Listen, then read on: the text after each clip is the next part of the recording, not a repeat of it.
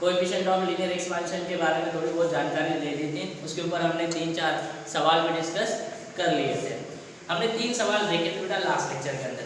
First जो सवाल हमने देखा था उस सवाल के अंदर हमने बायमेटालिक स्ट्रिप के बारे में बात कर ली थी, यानी बायमेटालिक स्ट्रिप जो होती है उस बायमेटालिक स्ट्रिप की रेडियस को किस तरह से कैलकुलेट किया जाता है उसके बारे में हमने लास्ट लेक्चर में बात कर ली है। सेकंड अगर मैं बात करूं बेटा तो सेकंड जो सवाल हमारे पास निकल के आ रहा था कोएफिशिएंट ऑफ लीनियर एक्सपेंशन के ऊपर, वो कोएफिशिएंट ऑफ लीनियर एक्सपेंशन के ऊपर जो दूसरा सवाल था उसमें हमने देखा था कि अगर 2 रॉड्स हमारे पास है अलग अलग मटेरियल की, यानी जिनका अल्फा अलग अलग होगा, जिनकी लेंथ अलग अलग होगी, और हमसे पूछा जा सकता है कि उनके लेंथ के बीच में जो डिफरेंस है, उनके लेंथ के बीच में जो डिफरेंस है वो डिफरेंस किसी भी टेम्परेचर के ऊपर कांस्टेंट रहे, तो वो डिजायर्ड कंडीशन, वो रिक्वायर्ड कंडीशन क्या थी उसके बारे में हमें बताना था। तो रिक्वायर्ड कंडीशन की बात हमने कर ली थी, which is equal to L1 alpha 1 is equal to alpha L2 alpha 2 के बराबर निकल के आ रही थी। वो कंडीशन हमने उसके लिए तीन अलग अलग तरह से उसको सॉल्व किया था, मेथड्स अप्लाई कर ली थी, जिसके अंदर हमने वो कंडीशंस फुलफिल कर ली थी। नेक्स्ट अगर मैं बात करूँ थर्ड वन की अगर मैं बात करूँ तो थर्ड वन के अंदर हमने देखा था बेटा टाइम पीरियड, मतलब जो कुछ हमारे पास पेंडुलम क्लॉक होगी, ठीक है, उसके टाइम पीरियड के लिए हमने देखा हुआ है कि जो चेंज इन टाइम पीरियड होता है, ठीक है, विच इज इक्वल टू हमने बोला था T1 आया था अल्फा T/2 के बराबर। तो ये आप तीनों कंडीशंस को पढ़ चुके हो, मतलब अलग अलग तरीके से हमने अल्फा के ऊपर बात कर ली थी, ठीक है। तो इन शॉर्ट अल्फा की सारी चीजें हमने डिस्कस की। अब रहा सवाल वॉल्यूम एक्सपेंशन का, और रहा सवाल बेटा आपके पास जो एरियल एक्सपेंशन। तो मैंने ऑलरेडी आपको बता दिया था कि इस पूरे चैप्टर के अंदर अल्फा के बारे में हमें थोड़ी बहुत ज़्यादा जानकारी लेनी होगी एज कम्पेयर टू एरियल और वॉल्यूम एक्सपेंशन। तो अगर मैं बात करूँ बेटा एरियल की, तो एरियल के ऊपर आप लोगों को बताइए कि क्या आने वाला है, किस तरीके से होगा, ये सारी चीज़ें मैंने बता दी थी। अब इसमें 1-2 चीज़ें और हमने एडिशनली बताई थी बेटा, क्या कि जैसे अगर मैं बात करूँ तो बेटा यहाँ पे मैंने एडिशनली आपको एक चीज़ बताई थी, क्लासरूम में भी हमने इसके बारे में डिस्कस कर लिया। क्लासरूम में हमने क्या देखा था कि अगर मैं आपसे ये कहता हूँ बेटा कि मान लेता हूँ कि मेरे पास एक मेटालिक क्या है प्लेट, क्या है बेटा, मेरे पास एक मेटालिक प्लेट है। क्लासरूम में भी हमने इसके बारे में जानकारी ले ली थी कि मेरे पास मान लेते क्या है एक मेटालिक प्लेट। तो कैसी होगी ये मेटालिक प्लेट, तो मैंने बोला कि इस तरीके से ये मेरे पास एक क्या है मेटालिक प्लेट। चलो मान लेते इस तरीके से मेरे पास ये मेटालिक प्लेट। अगर ये मेरे पास मेटालिक प्लेट है और इसमें से मैं क्या कर लेता हूँ, यहाँ पे मैंने मान लिया कि यहाँ पे क्या है कैविटी, यहाँ पे क्या है कैविटी। तो यहाँ पे ये जो कैविटी है और मैंने बोला कि इसकी जो दूरी है यहाँ पे वो कुछ डी रही होगी, ये बात हमने कर ली है, याद होगा आप लोगों को। तो इसकी जो दूरी होगी इसकी वो मैंने डी कंसीडर कर ली। अब अगर मैं इस प्लेट के टेम्परेचर को बढ़ाता, अगर मैं इस प्लेट के टेम्परेचर को बढ़ाता, तो प्लेट के टेम्परेचर को बढ़ाने पर इफ मैंने ऐसे भी बना लिया था ना, क्या किया था यार कि इसको मैंने कंसीडर किया था, ये जो साइड है बेसिकली ये ए होगी, ये जो है बेटा ये कौन होगा, बी होगा, ठीक है, ये बी होगा, और इसको मैं सी भी बोल सकता था या फिर डी, चलो मैंने कंसीडर कर लिया। तो अगर मैं टेम्परेचर को बढ़ाता, इस प्लेट के टेम्परेचर को मैं बढ़ाता, तो टेम्परेचर बढ़ाने पर एग्जैक्टली क्या होगा, तो अगर मैं इस प्लेट के टेम्परेचर को बढ़ाऊंगा तो मुझे पता है ए भी बढ़ेगा, बी भी बढ़ेगा। अब हमें कमेंट करनी है डी के ऊपर, डी क्या होगा, डी इंक्रीज होगा, डी डिक्रीज होगा, डी रिमेन्स कांस्टेंट, या मैं ऐसे बोल सकता हूँ कि इनमें से कुछ भी नहीं हो सकता, नन ऑफ दिस वाला जो ऑप्शन होगा वो लास्ट कैटेगरी में डाल दूंगा। तो अगर मैं आपसे ये पूछता हूँ कि if temperature increases then comment on D, तो डी के ऊपर आपको कमेंट करनी है, मतलब डी एग्जैक्टली क्या होगा, डी बढ़ेगा, डी घटेगा, डी एज इट इज रहेगा, या नन ऑफ दिस। तो आपने ऑलरेडी इसके बारे में बात कर ली थी, मैंने ऑलरेडी बता दिया था कि अगर मैं बात कर लेता हूँ यहाँ पे कि इफ टी इंक्रीजेस, अगर टेम्परेचर बढ़ रहा है, if T increases then A increases, B increases and D also increases. क्या हो जाएगा बेटा यहाँ पे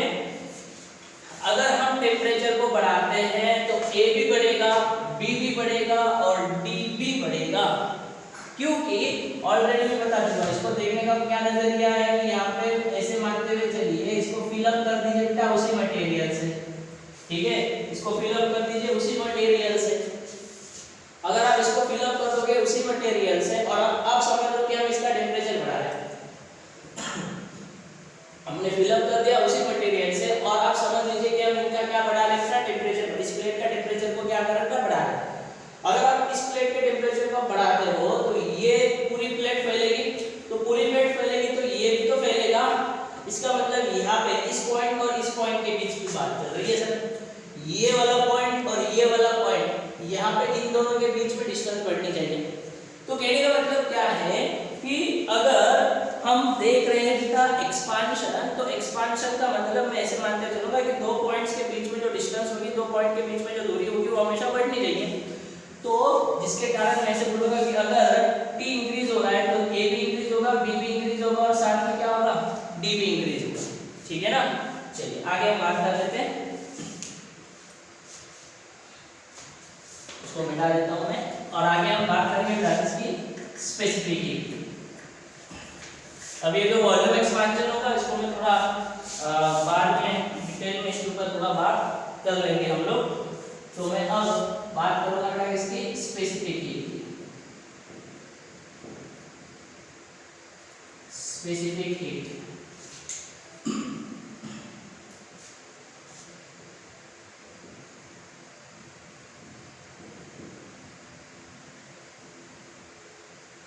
स्पेसिफिक हीट मतलब विशिष्ट ऊष्मा। स्पेसिफिक हीट का मतलब क्या होगा, विशिष्ट ऊष्मा, सॉरी विशिष्ट ऊष्मा। तो क्या होती है स्पेसिफिक हीट? तो अगर हम बात करें बेटा स्पेसिफिक हीट एग्जैक्टली क्या होती है, तो हमने ऑलरेडी इसके ऊपर थोड़ी बहुत चर्चा कर ली थी। स्पेसिफिक हीट की अगर मैं बात करूं तो क्या बोला जाएगा कि it is basically the amount of heat required to raise the temperature of unit mass from 1 degree Celsius or what Kelvin। क्या बोला जाएगा स्पेसिफिक हीट को, the amount of heat, the specific heat को क्या बोला जाएगा, the amount of heat required, क्या बोला जाएगा, the amount of heat required to raise the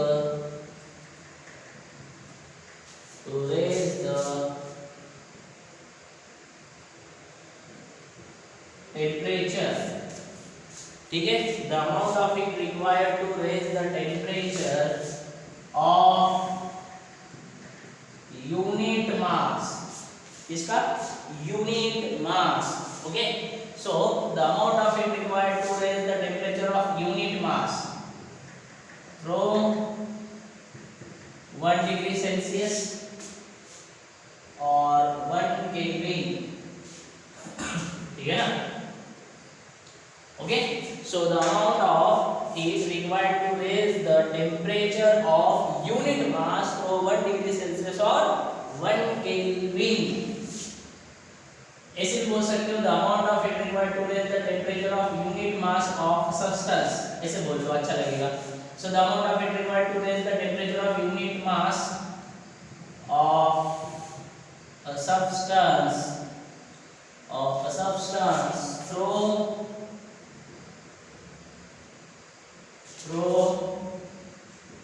1 degree Celsius or 1 Kelvin is known as, क्या बोला जाएगा उसको, is known as specific heat of a substance, इसको बोला जाएगा specific heat of substance, okay जी। ये होगी डेफिनेशन इसकी स्पेसिफिक हीट की, इसकी डेफिनेशन होगी ये स्पेसिफिक हीट की।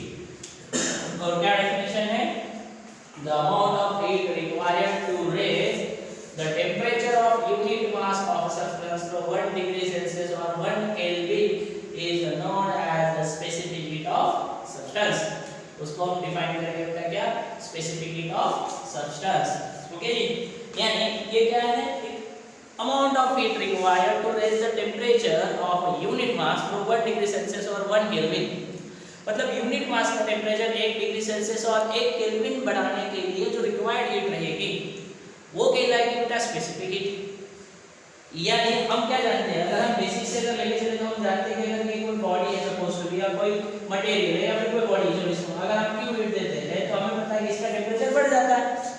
ठीक है, तो किसी भी यूनिट मास का, किसी भी सब्सटेंस के यूनिट मास का टेम्परेचर अगर हमें 1 केल्विन या 1 डिग्री सेल्सियस से बढ़ाना है, क्या बात करेगा बेटा, में किसी भी सब्सटेंस के यूनिट मास का टेम्परेचर अगर हमें 1 डिग्री सेल्सियस या 1 केल्विन से बढ़ाना है तो जो अमाउंट ऑफ हीट रिक्वायर्ड रहेगी, ठीक है, वो कहलाएगी बेटा स्पेसिफिक हीट। मतलब वो बराबर होती है स्पेसिफिक हीट के, समझा।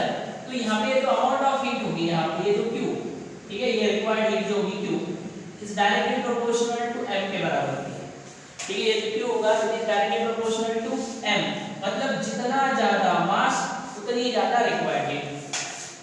ठीक है, जितना ज्यादा मास उतनी ज्यादा क्या होगी बेटा, रिक्वायर्ड हीट।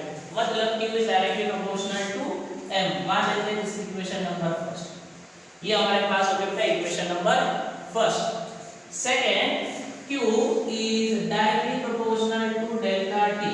ये जो Q होगा it is directly proportional to delta T। मतलब जितना ज्यादा आप चेंज लेके आओगे टेम्परेचर, जितना ज्यादा आप चेंज लेके आओगे टेम्परेचर में, उतनी ज्यादा आपको हीट की रिक्वायरमेंट होगी। मतलब जैसे अगर किसी सब्सटेंस का मास मुझे किसी यूनिट मास सब्सटेंस का टेम्परेचर मुझे मान लेते हैं वो कुछ, चलो मान लेते हैं 10 से 20 करना है, और अगर उसी का 10 से मान लेते हैं आपको करना है 7, तो टेम्परेचर डिफरेंस ज्यादा तो ज्यादा ही, टेम्परेचर डिफरेंस कम तो कम ही। तो इसीलिए हमने बोला कि Q is directly proportional to delta T। Equation number second. So from first and second, from equation first and second, तो अगर हम इक्वेशन फर्स्ट एंड सेकंड से देखें तो क्या बोला जाएगा, इक्वेशन फर्स्ट एंड सेकंड से देखें तो हम क्या बात कर सकते हैं, Q is directly proportional to m delta T। ये Q जो होगा यानी जो रिक्वायर्ड हीट होगी Q, ये जो रिक्वायर्ड हीट होगी it is directly proportional to m delta T के बराबर होगा। मतलब ये जो Q होगा it is directly proportional to m delta T।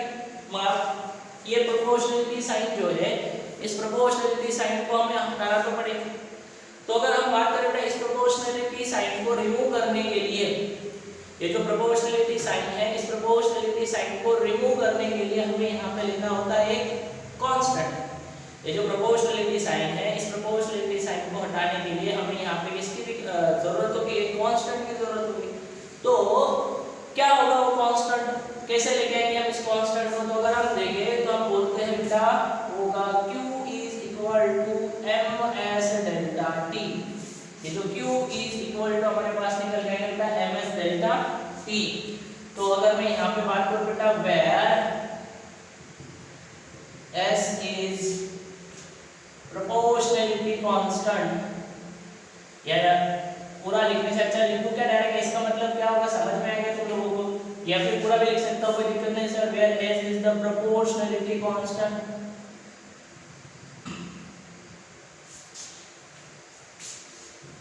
Constant known as specific heat of substance, known as specific heat of substance। ये जो S मैंने यहाँ पे लिखवा के दिया ना, ये वाला S, यही सब स्पेसिफिक हीट है। ये जो S मैंने लिखवा के दिया ना, यही आपके पास जो होगा बेटा ये क्या होगा, स्पेसिफिक हीट है। ये जो S है, यही S क्या है, स्पेसिफिक हीट है। बात समझ में आ रही है? तो ये स्पेसिफिक एग्जैक्टली अगर मैं बात करूं बेटा तो Q is equal to ms delta T। तो अगर मैं S के लिए लिखूं बेटा यहाँ से फॉर्मूला, तो S के लिए क्या फॉर्मूला निकल जाएगा, सो S इज इक्वल टू आ जाएगा Q upon m delta T। क्या है बेटा, ये Q upon m delta T के बराबर। तो यहाँ पे अगर आप देखो जरा ध्यान से, तो स्पेसिफिक हीट को मैं ऐसे लिखता हूँ कि ये क्या है, बेसिकली ये प्रॉपर्टी है। इसकी प्रॉपर्टी बेटा सब्सटेंस की प्रॉपर्टी, ये क्या है, प्रॉपर्टी है, प्रॉपर्टी ऑफ सब्सटेंस। ये जो है बेटा ये क्या है, प्रॉपर्टी। इसकी प्रॉपर्टी है सब्सटेंस की प्रॉपर्टी। ये जो स्पेसिफिक हीट है ये क्या है, किसकी प्रॉपर्टी है, सब्सटेंस की प्रॉपर्टी। ठीक है, तो मैं इसके ऊपर थोड़ी बहुत चर्चा कर लेता हूँ। तो अगर मैं बात करूँ बेटा तो ये किन चीजों के ऊपर डिपेंड करेगी। तो पहली बात अगर मैं यहाँ पे लिखूँ, सो स्पेसिफिक हीट डिपेंड्स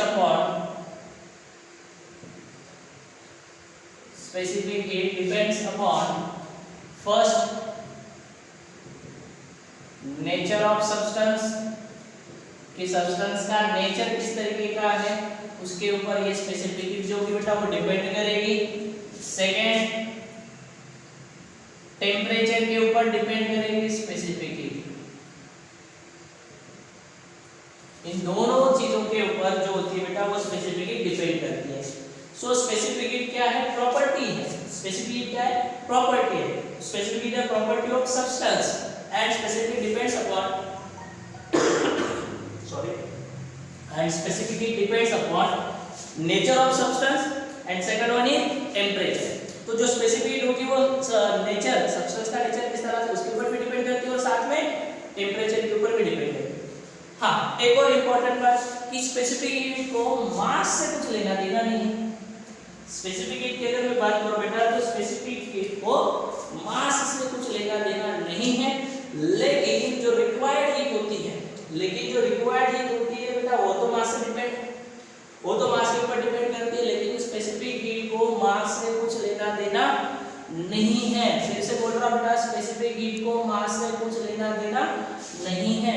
यानी अगर मैं यहाँ पे सेकंड पॉइंट को अगर नोट डाउन करने की कोशिश करूँ स्पेसिफिक हीट के बारे में, तो मैं क्या बात कर सकता हूँ, अगर मैं सेकंड पॉइंट नोट डाउन करूँ स्पेसिफिक हीट के बारे में तो क्या बात कर सकता हूँ कि ये जो स्पेसिफिक हीट होगी, specific heat does not depend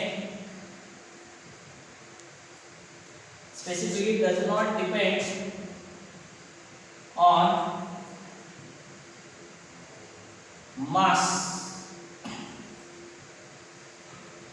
okay, specific heat does not depend on mass of substance। Substance के मास से उसे कुछ भी लेना देना नहीं है। सब्सटेंस से, जो सब्सटेंस का मास होगा उससे स्पेसिफिक हीट को कुछ भी लेना देना नहीं है। So specific heat does not depend upon mass of substance. तो किन किन चीजों के ऊपर डिपेंड करती है स्पेसिफिक हीट, तो मैंने बोला स्पेसिफिक हीट डिपेंड करती है एक तो कि मटेरियल या फिर सब्सटेंस का नेचर किस तरह से है उसके ऊपर डिपेंड करती है। दूसरी बात, स्पेसिफिक हीट जो होती है वो डिपेंड करती है टेम्परेचर के ऊपर। और तीसरी बात कि स्पेसिफिक हीट जो होती है वो डिपेंड करती इंडिपेंडेंट है मास के। तो ये तीन जो पॉइंट्स मैंने स्पेसिफिक हीट के बारे में आपसे बात कर ली बेटा, उसको आपको याद रखना है। तीनों पॉइंट्स बहुत इंपॉर्टेंट है। ठीक है, चलिए आगे हम बात करेंगे। तो ये हुई स्पेसिफिक हीट। अब हमने बोला कि अगर मैं इसकी यूनिट की बात कर रहा तो यूनिट कहाँ से है, इसका क्या यूनिट होगा एग्जैक्टली। तो अगर मैं स्पेसिफिक हीट की यूनिट की बात कर लेता हूँ तो यूनिट यहाँ पे आ जाएगा जूल पर केजी पर डिग्री सेल्सियस। ठीक है, या फिर अगर मैं इसकी बात करूँ तो हम इसको बोल सकते हैं कैलोरी पर ग्राम पर डिग्री सेल्सियस। ठीक है, कैलोरी पर ग्राम पर डिग्री सेल्सियस। तो ये इसके निकल के आ सकते हैं यूनिट वगैरह। और अगर मैं बात करूँ बेटा स्पेसिफिक हीट, किसी भी सब्सटेंस की स्पेसिफिक हीट ज्यादा है तो उससे हमें क्या फील होता है, ऑलरेडी बात कर ली है। अगर हम बात करें किसी भी सब्सटेंस की स्पेसिफिक हीट ज्यादा है, यानी इसका फिजिकल सिग्निफिकेंस क्या निकल के आ सकता है, इसके ऊपर हमें बात करनी है। मतलब किसी भी मटेरियल की हम बात करें यार इसकी स्पेसिफिक हीट ज्यादा है तो क्या समझ में आता है हमें, तो हमें ये समझ में आता है कि अगर इस मटेरियल या फिर इस सब्सटेंस की स्पेसिफिक हीट ज्यादा है, इसका मतलब ये गर्म होने में ज्यादा समय लेगा और ठंडा होने में भी ज्यादा समय लेगा।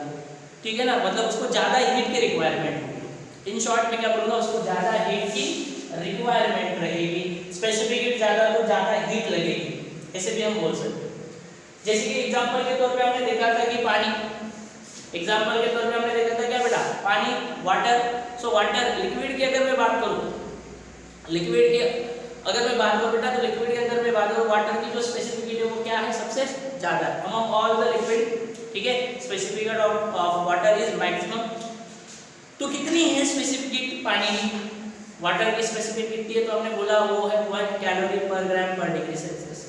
तो लिक्विड के अंदर पानी की जो स्पेसिफिक हीट है वो सबसे ज्यादा है, ठीक है। और हम बोलते हैं वो कितनी है 1 कैलोरी पर ग्राम पर डिग्री सेल्सियस। और अगर मैं सॉलिड लिक्विड गैसेस तीनों में अगर बात करूं तो किसकी स्पेसिफिक हीट ज्यादा है, तो मैंने बता दिया था सर हाइड्रोजन की स्पेसिफिक हीट सबसे ज्यादा होती है, ठीक है। तो स्पेसिफिक हीट ज्यादा होने का मतलब हम ऐसे मानते हुए चलते हैं कि उस सब्सटेंस को गर्म होने में भी ज्यादा समय लगेगा और ठंडा होने में भी ज्यादा समय लगेगा, या फिर उसका टेम्परेचर बढ़ाने के लिए हमें ज्यादा अमाउंट ऑफ हीट लगेगी या रिक्वायर्ड हीट जो हमारे पास होगी वो ज्यादा होगी, ठीक है। ये हमें वहां से फील आना चाहिए स्पेसिफिक हीट से। तो मैंने ये सारी बात कर ली बेटा स्पेसिफिक हीट के बारे में। अब इसके आगे अगर मैं बात करूं बेटा तो इसमें एक और एडिशनल पॉइंट निकल के आता है, सॉरी, इसमें एक और एडिशनल पॉइंट निकल के आएगा स्पेसिफिक हीट के अंदर ही। मैं अगर देखोगे तो उसमें बोला जाता है उसको मोलार स्पेसिफिक हीट, जिसके अंदर हमें बात करनी होती है मोलार स्पेसिफिक क्या होती है, या फिर उसके tax molar specific at constant pressure and molar specific at constant volume, जिसको हम शॉर्टकट बोलते हैं बेटा सीपी एंड सीवी। तो इसकी भी चर्चा यहाँ पे की जाती है, लेकिन मैं यहाँ पे उस पार्ट की चर्चा नहीं करूंगा। मैं थोड़ा आगे जाके जब हमें एक्चुअल में उसकी जरूरत लगेगी केटीजी और थर्मो के अंदर, तब हम उसके ऊपर ज्यादा डिटेल में चर्चा करेंगे, ठीक है। तो it is all about specific. तो हमारे पास पहले बता देता हूं हमारे पास दो प्रकार की हीट होती है। एक हीट जो टेम्परेचर में डिफरेंस लेके आती है, एक हीट जो टेम्परेचर में क्या करती है, डिफरेंस लेके आती है, टेम्परेचर डिफरेंस देती है। और दूसरी हीट जो टेम्परेचर कांस्टेंट, मतलब temperature as it is constant होता है लेकिन स्टेट कन्वर्ट करके देती है। बात समझ में आ रही है? हमारे पास दो प्रकार की हीट हुई, एक जो टेम्परेचर डिफरेंस लेके आती है और दूसरी जो स्टेट कन्वर्ट करके देती है एट कांस्टेंट टेम्परेचर। तो ये जो हमारे पास हीट है स्पेसिफिक हीट, इसमें देखो बेटा डेल्टा टी है हमारे पास, ठीक है। तो ये जो होती है बेटा वो टेम्परेचर को चेंज करती है, मतलब टेम्परेचर डिफरेंस लेके आती है, ये वो वाली हीट है स्पेसिफिक हीट, ठीक है।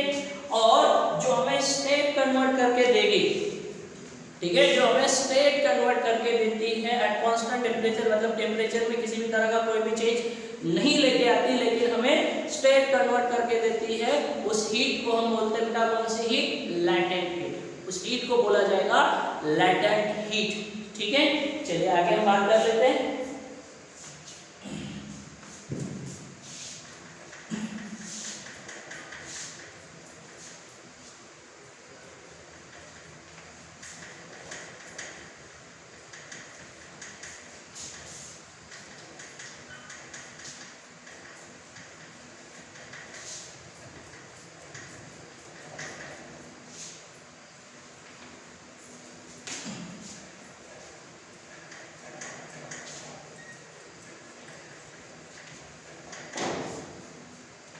नेक्स्ट हमारे पास जो पॉइंट होगा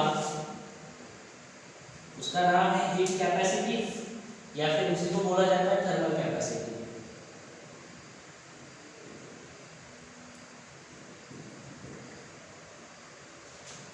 ठीक है, हीट कैपेसिटी या फिर इसी को क्या बोला जाएगा, थर्मल कैपेसिटी। अब ये जो हीट कैपेसिटी या फिर थर्मल कैपेसिटी क्या होती है, तो अभी हमने जो हीट देखी बेटा वो स्पेसिफिक हीट थी, और हम बात करेंगे बेटा कौन सी, हीट कैपेसिटी। तो ये जो हीट कैपेसिटी है ये स्पेसिफिक हीट से कैसे अलग है, पहले वो समझते हैं कि जो हीट कैपेसिटी है सॉरी ये heat capacity thermal capacity sorry ये जो हीट कैपेसिटी है ये स्पेसिफिक हीट से कैसे अलग है, इसको पहले समझते हैं। वहां पे हमने बात कर ली थी स्पेसिफिक हीट के बारे में कि the amount of heat required to raise the temperature of unit mass.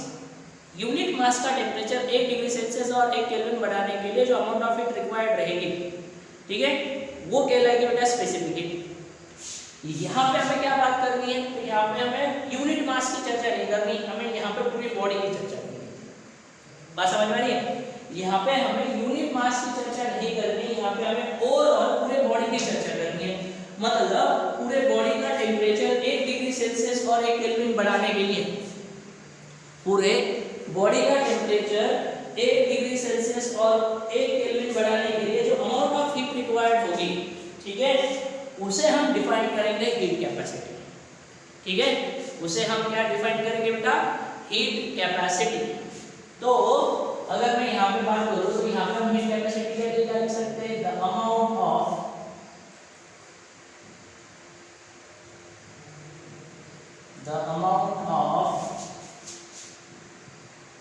heat,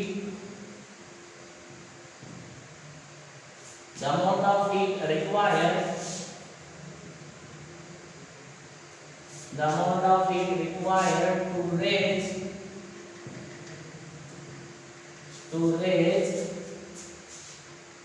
the temperature, okay, the amount of heat required to raise the temperature of a body from, ठीक है, the amount of heat required to raise the temperature of a body from 1 degree Celsius or 1 Kelvin, ठीक है, ये होगा sir. The amount of heat required to raise the temperature of a body from 1 degree Celsius or 1 Kelvin is known as, उसको बोला जाएगा क्या क्या? Heat capacity, और उसी का दूसरा नाम क्या होगा? Thermal capacity. ठीक है, इसी को बोला जाएगा हीट कैपेसिटी, या फिर इसका दूसरा नाम क्या होगा? Thermal capacity. तो किसके बराबर होती है सर ये? तो ये होती है एक्चुअल में, अगर मैं यहाँ पे लिखता हूँ थर्मल कैपेसिटी और हीट कैपेसिटी की अगर मैं बात करूँ तो इसमें एक छोटा सा फॉर्मूला बस आपको याद रखना है। तो हीट कैपेसिटी जो होता है वो किसके बराबर होता है? स्पेसिफिक हीट मास, ऐसे लिखता हूँ, होता है बेटा मास इनटू स्पेसिफिक हीट के बराबर। ठीक है, ये होता है हीट कैपेसिटी के लिए formula. So heat capacity is equal to mass into specific heat. तो यहाँ से आपके पास जो फॉर्मूला निकल जाएगा हीट कैपेसिटी के लिए, heat capacity is equal to ms के बराबर होगा। इसके बराबर होगा ms के बराबर होगा हीट कैपेसिटी के लिए फॉर्मूला। m का मतलब मास और s का मतलब क्या होगा? Specific heat. तो ये भी अगर हम बात करेंगे ना, स्पेसिफिक हीट जो होगी, ये सॉरी हीट कैपेसिटी जो है, ये हीट कैपेसिटी बी सब्सटेंस के नेचर के ऊपर डिपेंड करती है। ठीक है, जो बॉडी का नेचर है बेसिकली उसके ऊपर, ये सब्सटेंस का जो नेचर होगा उसके ऊपर ये हीट सॉरी थर्मल कैपेसिटी जो होती है बेटा वो डिपेंड करती है। तो मैं यहाँ पे बोल सकता हूँ कि heat capacity depends upon heat capacity depends upon, ठीक है, heat capacity depends upon nature of substance. ठीक है, तो सब्सटेंस का नेचर किस प्रकार से है उसके ऊपर ये जो होती है बेटा वो हीट कैपेसिटी क्या करती है? डिपेंड करती है। सो heat capacity depends upon nature of substance, किस तरीके का नेचर है सब्सटेंस का उसके ऊपर ये हीट कैपेसिटी जो होती है बेटा वो डिपेंड करती है। ठीक है, नेचर ऑफ सब्सटेंस के ऊपर डिपेंड करती है। आगे अगर मैं इसकी यूनिट की बात कर लेता हूँ तो मास केजी में होगा, स्पेसिफिक आपको पता ही है, ये किसमें आता है? जो कैलोरी में लिखना है तो कैलोरी में, या फिर जूल तो जूल पर ग्राम पर सॉरी पर केजी कैलोरी, लेकिन केजी कैंसिल हो जाएगा, यहाँ पर ये भी डिस्कस कर सकते। तो ये आपके पास हो जाएगा कैलोरी पर जो टेम्परेचर डिफरेंस है मतलब डिग्री सेल्सियस। तो ये आपके पास उसका ऐसा यूनिट निकल के आएगा। ठीक है, जूल पर केजी वगैरह सॉरी जूल पर डिग्री सेल्सियस वगैरह ये इसका यूनिट आ गया, जिसको आप अलग अलग ढंग से लेके चल सकते हैं। हालांकि इसके ऊपर ज़्यादा चर्चा नहीं होती सर, ये बहुत ही छोटा सा कॉन्सेप्ट है। हाँ, इसके बाद में जो हमें बात करनी है सर, जो कि बहुत ही इंपॉर्टेंट रहेगा, वो होगा बेटा लैटेंट हीट। वो होगा बेटा लैटेंट हीट। तो अगर मैं बात करूँ बेटा लैटेंट हीट क्या होती है, तो लैटेंट हीट की अगर मैं बात करूँ तो लैटेंट हीट का मतलब होता है हिडन। लैटेंट हीट की अगर मैं बात करूं बेटा तो लैटेंट हीट का जो मतलब होता है, लैटेंट का मतलब होता है हिडन। तो इस लैटेंट हीट को हम बोल सकते हैं हिडन हीट, मतलब छुपी हुई ऊष्मा।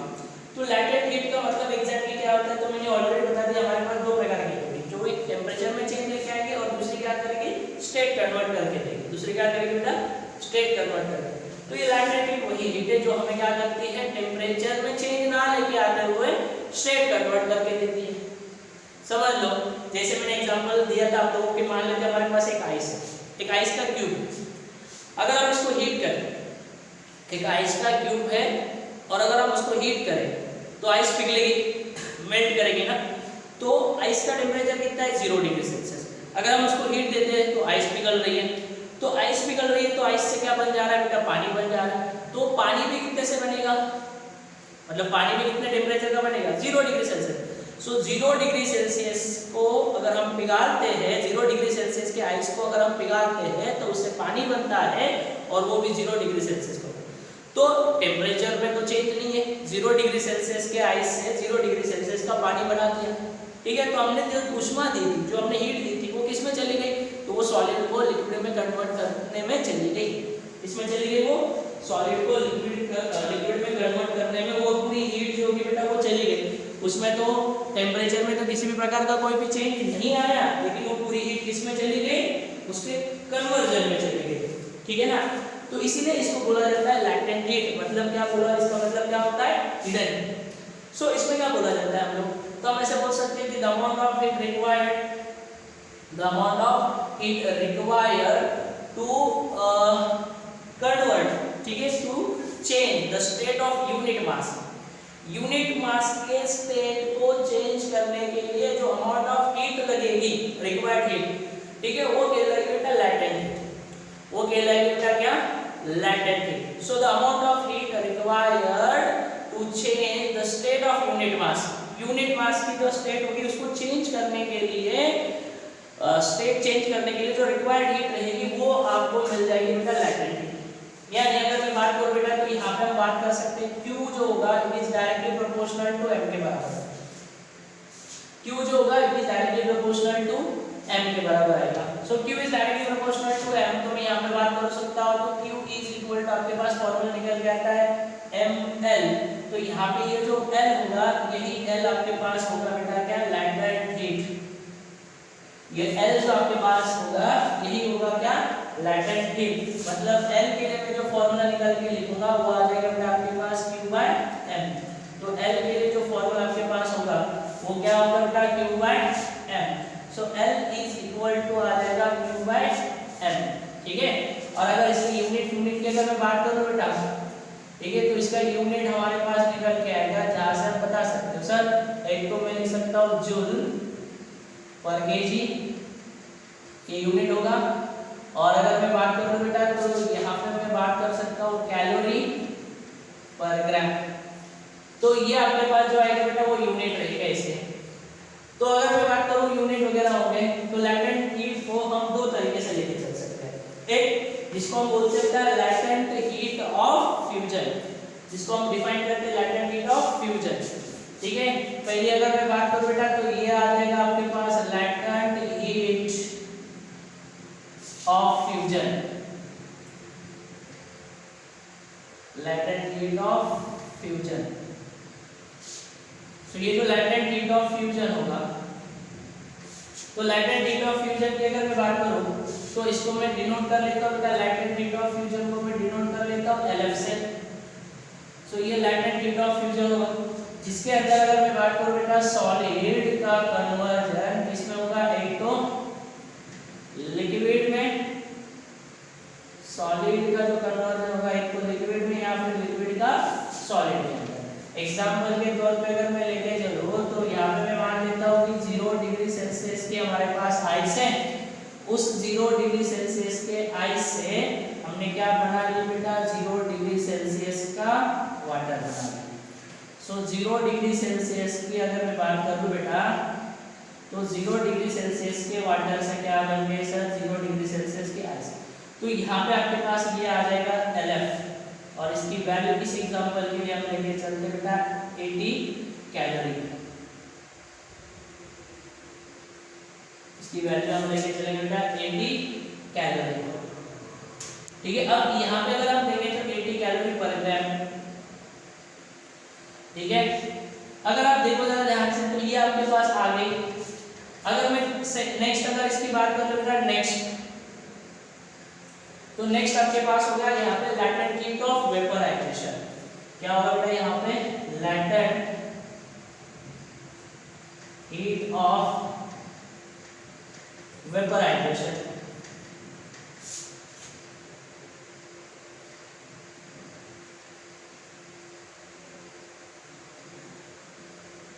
latent heat of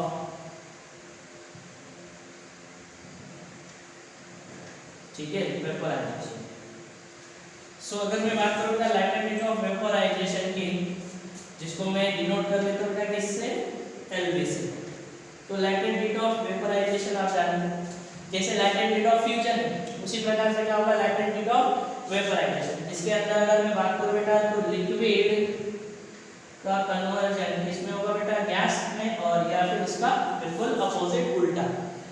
तो यहाँ पे अगर मैं इसका एग्जांपल लेके चलूँ लैटेंट हीट ऑफ वेपराइजेशन, तो मैं ऐसे बोल सकता हूँ बेटा 100 डिग्री सेल्सियस की वाटर को हमने कन्वर्ट किया बेटा 100 डिग्री सेल्सियस के स्टीम में। ठीक है, सो 100 डिग्री सेल्सियस के वाटर का कन्वर्जन हमने किसमें कर लिया बेटा 100 डिग्री सेल्सियस के स्टीम में। ठीक है, तो यहाँ पे आपके पास जो आएगा बेटा वो कौन रहने वाला है, LV रहने वाला है। ठीक है, यहाँ पे अगर हम बात करें तो कौन रहेगा LV, और इसकी जो वैल्यू रहेगी बेटा वो 540 हो जाती है 540। ठीक है, कैलोरी पर ग्राम। तो ये आपके पास हो गया बेटा लैटेंट हीट ऑफ वेपराइजेशन। तो ये आपको याद रखना है लैटेंट हीट क्या होगी, the amount of heat required to change the state of unit mass. ये यूनिट मास की स्टेट कन्वर्ट करने में जितनी अमाउंट ऑफ हीट रिक्वायर्ड रहेगी। अब यूनिट मास देखो, अगर मैं मास को 1 कर लूं, यहाँ पे यूनिट मास बोला है ना, तो इसको मैं 1 ग्राम कर लेता हूँ, तो 1 ग्राम करेगा तो क्यू किसके बराबर आएगा, L के बराबर। सर यही तो बोला गया है। So the amount of heat required, ठीक है, the amount of heat required to change the state of unit mass. ठीक है, यूनिट मास की स्टेट चेंज करने के लिए जो अमाउंट ऑफ हीट रिक्वायर्ड रहेगी उसको डिफाइन करेंगे बेटा क्या, लैटेंट हीट। और उसके दो प्रकार, लैटेंट हीट ऑफ फ्यूजन और latent heat of vaporisation. Latent heat of fusion का सॉलिड में, जब सॉलिड से जब लिक्विड में, और लिक्विड में जब सॉलिड में आएंगे तब यूज करना है। लिक्विड से गैस, गैस से लिक्विड में आएंगे तो लैटेंट हीट ऑफ वेपराइजेशन हमें क्या करना है, यूज करना है। ठीक है, तो ये आपको मिल जाएगा सर। ठीक है, चलिए आगे हम बात कर लेते हैं। जो हमारे पास नेक्स्ट निकल के आता है वो होता है बेटा principle of calorimetry. Principle of calorimetry इस पूरे हीट सेक्शन के अंदर बहुत इंपॉर्टेंट सा सेक्शन है। ठीक है, तो प्रिंसिपल ऑफ कैलोरीमेट्री जो है बेटा एक पूरे हीट सेक्शन के अंदर का बहुत ही इंपॉर्टेंट सेक्शन है, जिसकी चर्चा हम आने वाले कुछ लेक्चर्स के अंदर करेंगे। ठीक है, कि मतलब कैलोरीमीटर क्या होता है, कैलोरीमीटर क्या होगा, कैलोरीमेट्री, प्रिंसिपल ऑफ कैलोरीमेट्री को किस तरीके से समझना है, क्योंकि कॉन्सेप्चुअल क्लैरिटी के साथ साथ हमें थोड़ा उसके लिए न्यूमेरिकल अप्रोच की भी जरूरत लगेगी। तो हम सबसे पहले उसके कॉन्सेप्ट की बात करेंगे, लेकिन प्रिंसिपल ऑफ कैलोरीमेट्री या कैलोरीमीटर पढ़ने से पहले कुछ सवाल हम स्पेसिफिक हीट और लैटेंट हीट के ऊपर डिस्कस जरूर करेंगे। ठीक है, तो पहले हम इनिशियली जो लैटेंट हीट और जो स्पेसिफिक हीट होगा इसके ऊपर कुछ न्यूमेरिकली हम डिस्कस करते हैं, कुछ सवाल ऊपर डिस्कस करेंगे, और फिर उसके बाद हम आगे की चर्चा यानी प्रिंसिपल ऑफ कैलोरीमेट्री को डिस्कस कर लेते हैं। ठीक है, तो प्रिंसिपल ऑफ कैलोरीमेट्री का ऑलमोस्ट जो पार्ट रहेगा वो बहुत बढ़िया रहेगा।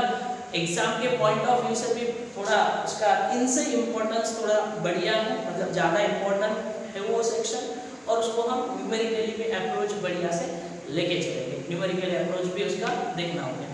ठीक है, सो आज के लिए बस इतना ही, रुक जाते हैं, मिलते हैं नेक्स्ट लेक्चर में। Thank you so much, have a nice day.